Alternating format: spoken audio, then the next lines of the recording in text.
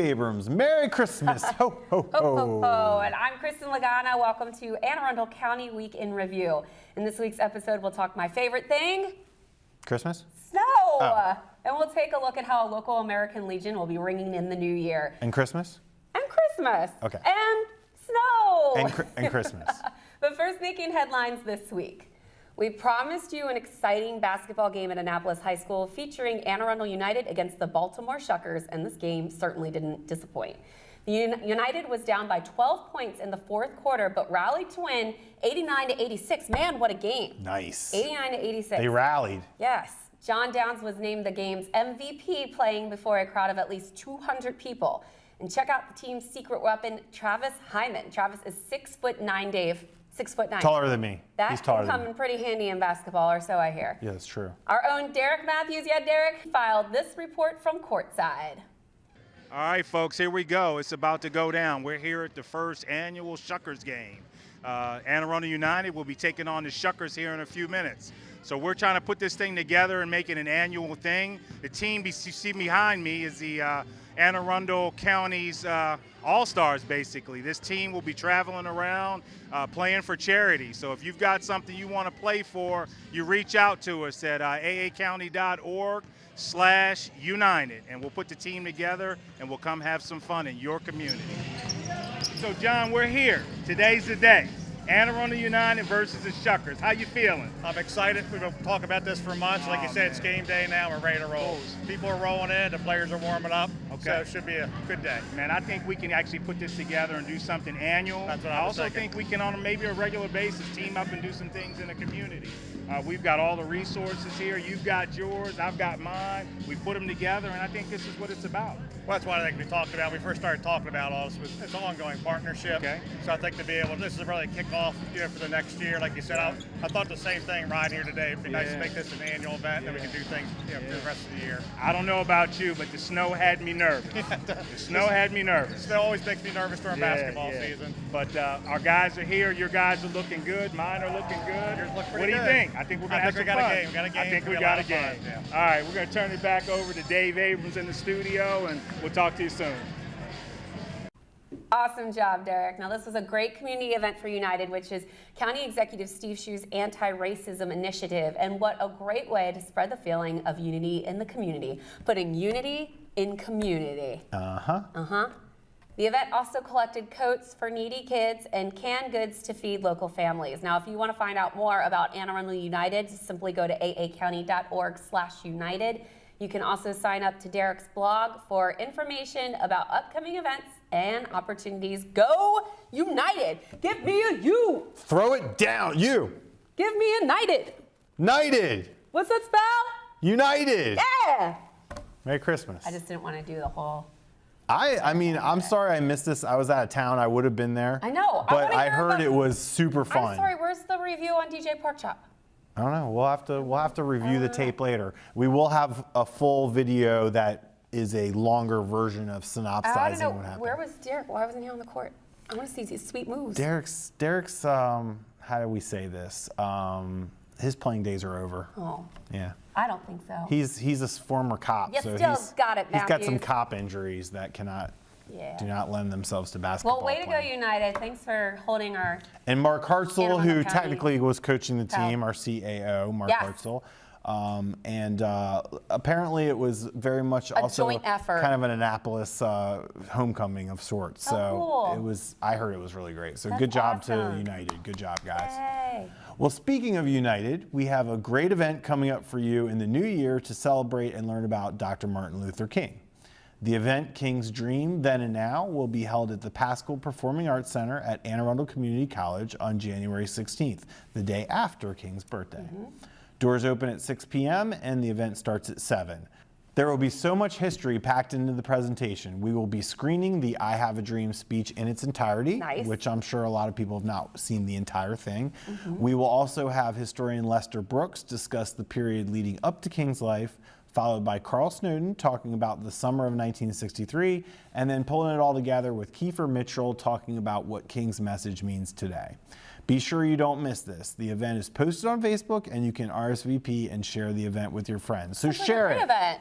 I love Pascal. They have It's a great nice, center. and you know I'm a big history buff, Yes, so you I'm are. very interested in We'll be watching there. Dr. Brooks talk, and you know what? I haven't seen the I Have a Dream speech all the way through. Really? No, I mean we've all seen little The clips first of it. beginning, yeah. So yeah, it's a 17-minute speech for those of you tracking at home. So come out and join us and learn a little bit, and bring the kids and make sure the kids are exposed to So Dr. important. King. Yeah. Yeah. Can you imagine having an event on the mall with how many people were there? Oh my Like gosh, 1 million people? yeah.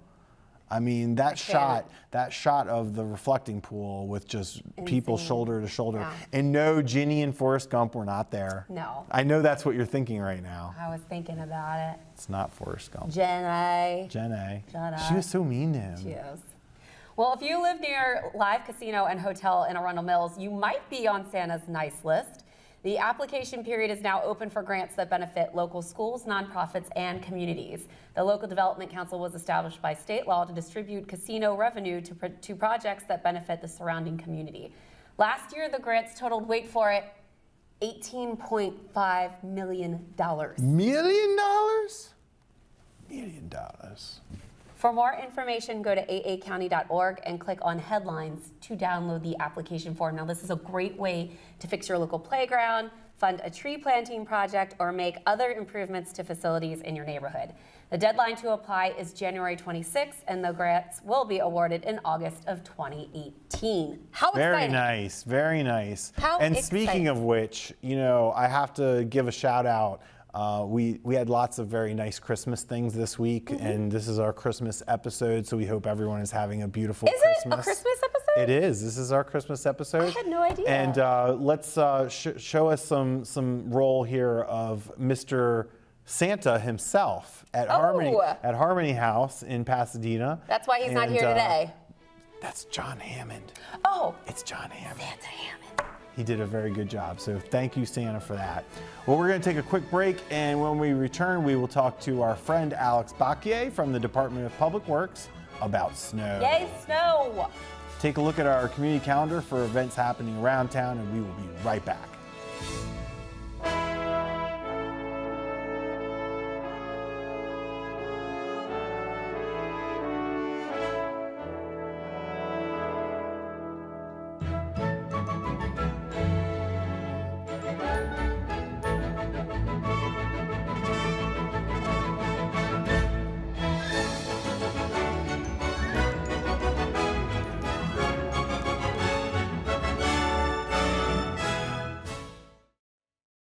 Bye-bye.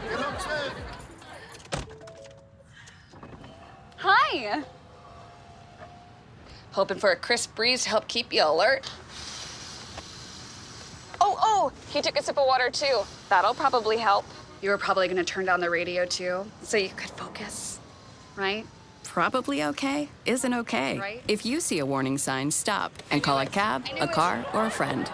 I think the water line is what really drove it home. I blew on him. Well, welcome back. Joining us in the studio again, one of our favorite visitors, Mr. Alex Bacquie. He is, of course, the Chief of Road Operations for the county. And we're back with you because we're talking about one of my favorite things, which is Snow. snow. And we have so one many of questions. Alex's favorites, too. It is. Yeah. It is. It's your time. This is your time to come on Week in Review. So already very exciting. This December, we've already had 2 snow events. That's right. Which I think is great. Tell us about what you had to do when that happened. What's the process? Okay. Well, the 2 events we've had so far are relatively modest. We benefited from warm pavement temperatures, so they weren't here very long. And the normal process that we go through, whether it be a smaller event or a major event, typically we're watching the forecast a week out, trying to see what kind of severity the event will be. Pavement temperature is very important. Obviously, how much snowfall, whether we're going to get ice mixing in. And that helps us sort of determine some of our preparations. But there are really 4 areas that we're going to look at each time. How's our material? Do we have enough salt, calcium chloride, salt brine? Those are some of the tools that we use. What condition is our equipment in? Are we ready with plow, trucks, Spreaders are all the trucks up and functional. So Is the coffee ready? that's important because Yeah, you got 12-hour shifts. these guys are working Everyone's long gotta be hours. on. So we might be bringing in coffee and some food, making sure cots are available if it's a bad event because folks might not be able to travel home. So those are Yes. kinds of considerations that we do. Backup generators, because we lose power sometimes on a larger event, so that's a check that we go through. So we talked about materials and equipment. Staffing is a big one. So we're looking around at, is this going to be an event that the Bureau of Highways or Public Works can handle, or is this an event that's going to require Recs and Parks and Central Services and Department of Inspection permits, as well as DPW, and we may be mobilizing all of those folks across agencies. So that's The biggest question is, do you have to bring in Scott Blizzard? Scott Huh? Blizzard. Is that a name or what? Scott Blizzard. He is an institution. He's a big deal in highways. That's right. Shout out to Scott Blizzard. Shout out. Sorry, I didn't mean to throw you off. That's perfectly all right. Got to do a shout out. Best name in the department. There you go. I mean, Blizzard, you can't get any better than that. Yeah, his fate And was sealed. That's right. So he came to the right place. He works for us, and he kind of anchors the call center. So in those larger events, that's another consideration that we plan for, is staffing up a call center so that if folks are have concerns or their road's icy, or there's an accident, or they've run out of heating fuel and they don't know what to do, they might call into the call center, and we have operators there to answer. Materials, equipment, staff, and then contracts is another big part, because we rely on contractors to cover a lot of our snow routes. Yeah, tell us about that, because I understand we're doing something a little different this year. More contractors this year. Well, more contractors. What we've been working on is some additional snow contracts, and ultimately bringing up the number of contractors so that we can move into the communities and deliver service more quickly. So you might say in the year 2000, it was mostly just the county fleet, supplemented by a small contractor force. And then we moved up to essentially 2 pieces of contract equipment for every piece that the county operates during a winter storm. And now we're up to 3 pieces of contract equipment for every piece of county equipment. So it's a force multiplier. It makes the plow force substantially broader, allows us to work on your main arterial roads in front of the hospitals and all the roads that everyone travels on, as well as the community collector streets that cross the county and then move quickly into the local community roads more quickly.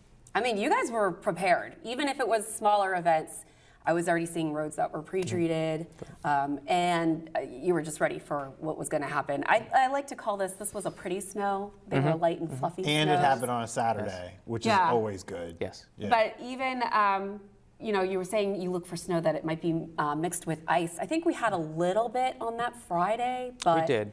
for the most part. For the most part, not too bad. Always difficult when everybody is leaving work. Yes. Or doing holiday shopping. Schools are leaving, and the snow comes in right then. You don't want that.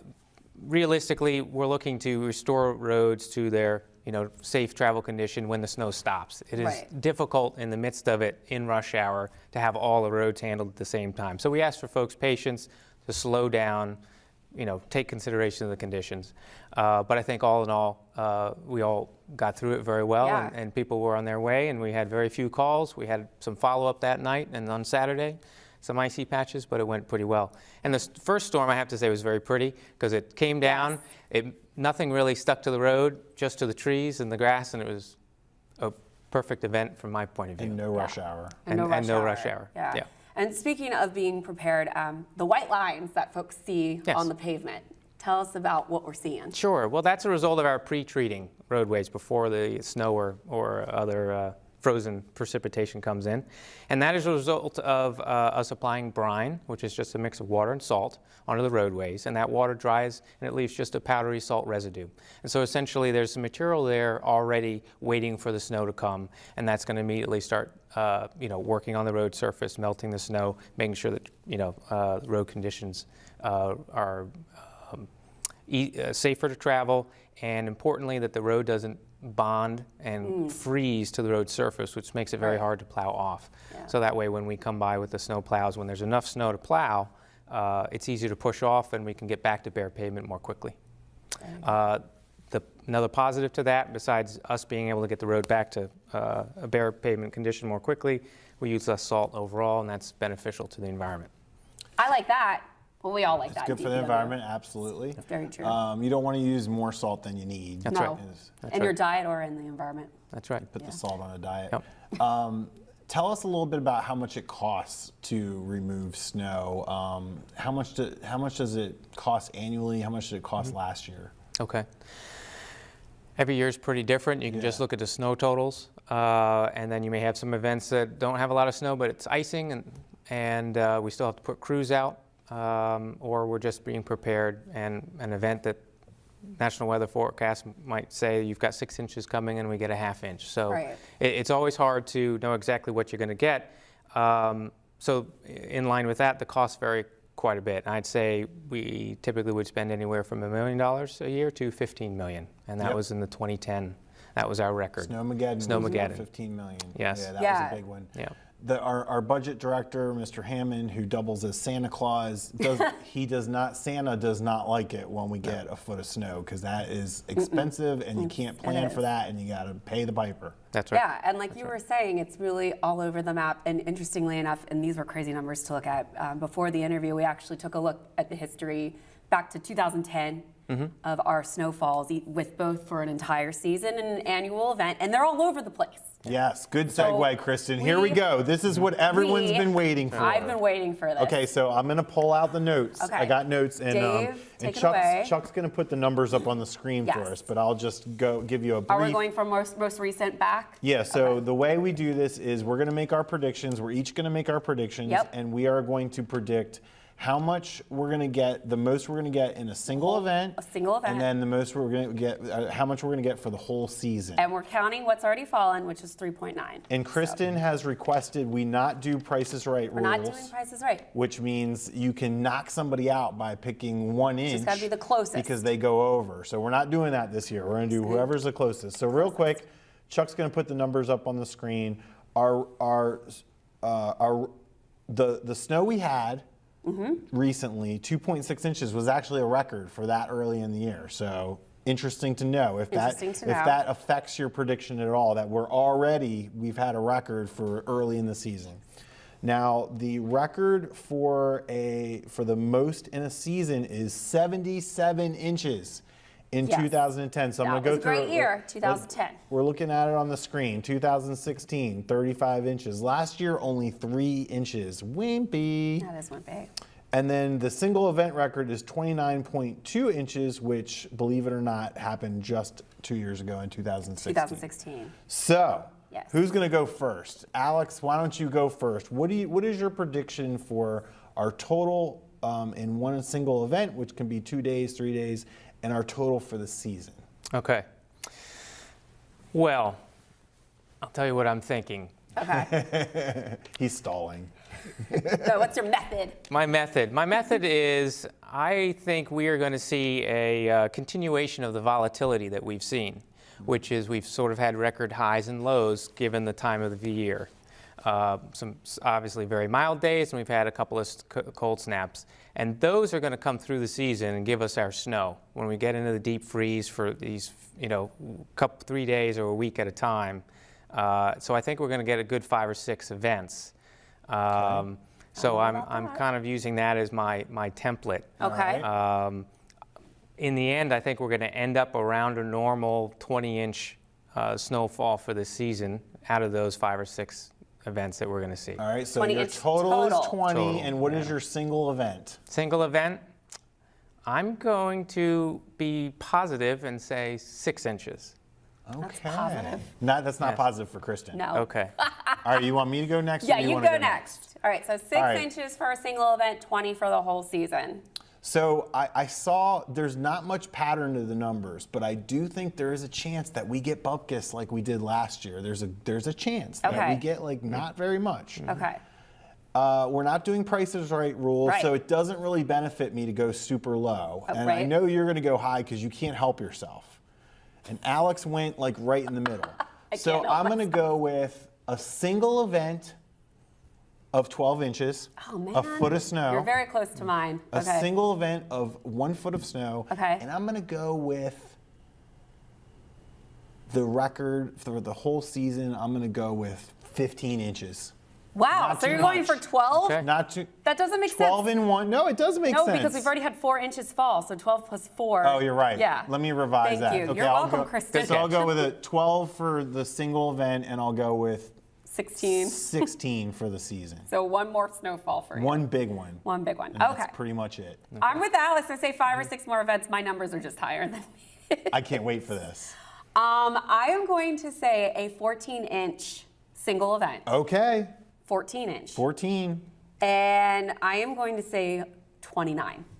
All right, whole there you thing. go. So Chuck put it up on the board there, what everybody's predictions are, so we can look back Yes. in April when Yes. it's nice and sunny and warm, and And we laugh. can see who is the smartest. Because the almanac really let Who me looked down at the last almanac? year. Did you look at the almanac? I did not. Did you look at the almanac? I do look at the Okay, what did the almanac say? I didn't read it for this year It said it's because going it to let snow me a down lot, last right? year. It said it's going to snow a lot. Is that what it said? Pretty much, yeah. But- Stupid almanac. Well, whatever happens this year, we want everyone out there to be safe. Please show some courtesy around the plow trucks. If you're wondering again what those white lines on the road are, that's the brine that they put down for the Get your pre-treatment. car off the street when you know it's going to snow. Be safe. Don't get Very all helpful. mad when the plow comes through after you Yes. shoveled your driveway. That's the way it goes, Take people. things like trash cans and recycling containers back to your house so that the plows can get around your courts and your streets and And stay driveways. home. Just Yeah. stay home. If It's you easier can, that way. stay in. It's Stay in. just easier for everyone to stay Yes. home. Alex, I love when you were here. It means Merry Christmas, snow. Thank you for Alex. having me. Merry Merry Christmas. Christmas. Merry Thank Christmas. you so much. Come Always a back pleasure. whenever. We'll be right back with more Week in Review right after this. Don't go anywhere. Did you hear about the pony with a sore throat? He was a little horse. Can I tell you a cat joke? Just kidding. Why couldn't the Why was the basketball court all wet? Why? Because the players kept dribbling all over it. Where'd the cats go on vacation? New York.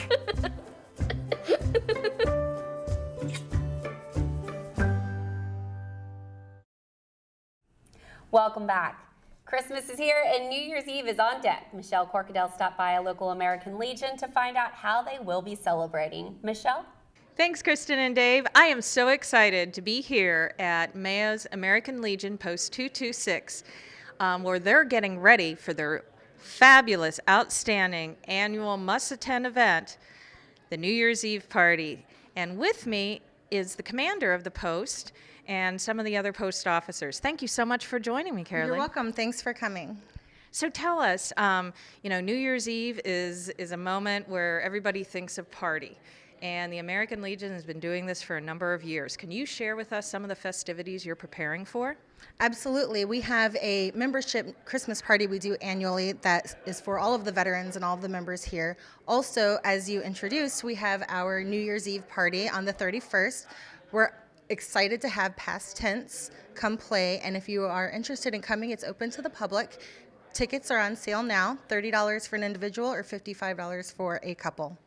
And joining us are a couple of folks that give you a hand here on the post. Would you like to introduce them?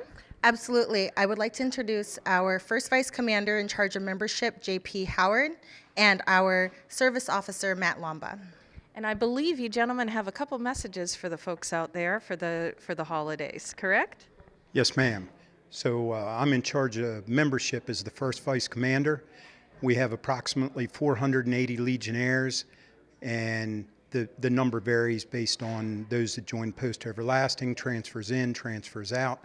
But my job is to make sure that everybody is properly renewed, and we're one big, happy, dysfunctional family. And this is a great place to spend New Year's with. In this building, everybody here shares a common thread, and that's the fact that we've all either been willing to give our life for our country, or we're related to someone who's been willing to give their life for this country, and that forms a common bond where it's a place where we feel free to share and tell stories, and like I said, we're one big, happy, dysfunctional family. Absolutely. And sir, a couple words for yourself.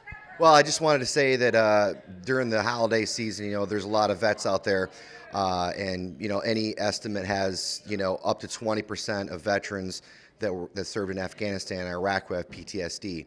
So it's time for resiliency and for vets to reach out to the people that they know and love. This post is a good example of being able to have a support network, and I think that's important. A lot of times vets won't talk to their family about things that are going on in their lives. There's always a place you can, there's a whole bunch of networks that you can use to be able to get help, or, you know, at least, you know, come and have a drink and you know, talk to a fellow service member about you know, stuff that's going on in your life, especially during the holidays, because people get all stressed out sometimes for you know, for one reason or the other.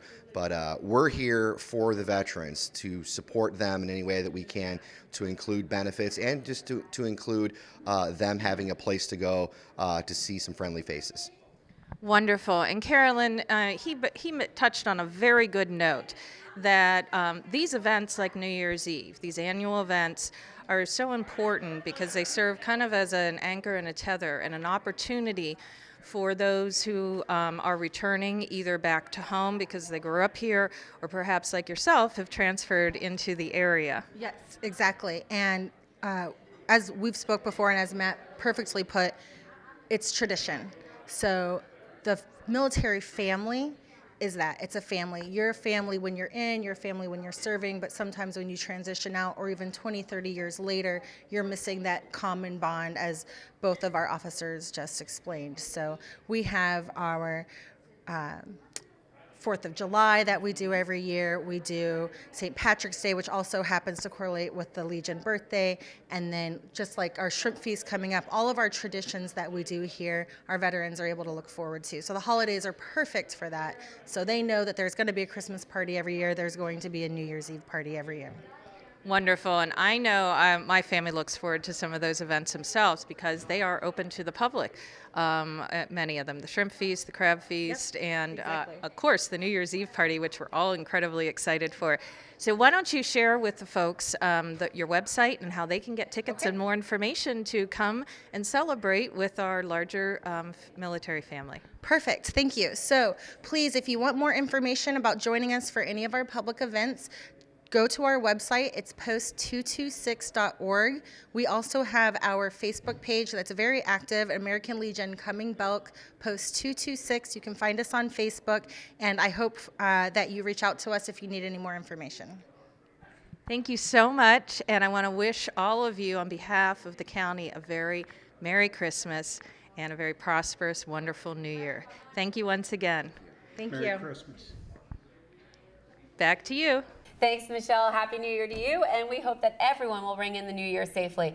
Don't forget to stay off those roads if you're going to be drinking. Can't emphasize that enough. Good message. Well, that wraps up this week's edition of Week in Review. We are going to take you out with some holiday music from Pet Rock at the Pascal Senior Center holiday party, where they were cutting the rug. Nice. You can watch this episode and archive episodes online anytime on Facebook or YouTube by searching for Arundel TV. Please tune in again next time for more highlights from around the county, and we'll see you next time. Woohoo! Ho, ho, Have ho. holly jolly Christmas. Oh, the weather outside is frightful. The fire is so delightful. And since we've no place to go,